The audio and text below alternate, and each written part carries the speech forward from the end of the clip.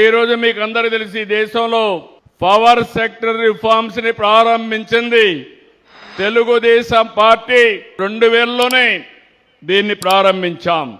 ఈ రోజు మీరు చూస్తే నేను చాలా సార్లు మీకు ఒక మాట చెప్పాను.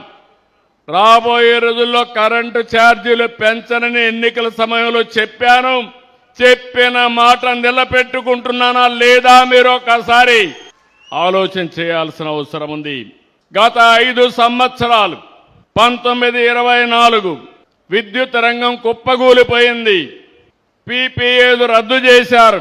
నిర్వహణ లోపం, తప్పుడు నిర్ణయాలు, అధిక ధరకు కరెంటు కొనడం, ఎక్కడ చూసినా అవినీతి.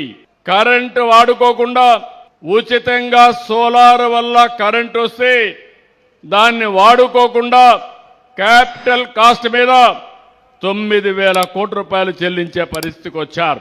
ప్రజా ధనాన్ని దుర్వినియోగం చేశారు.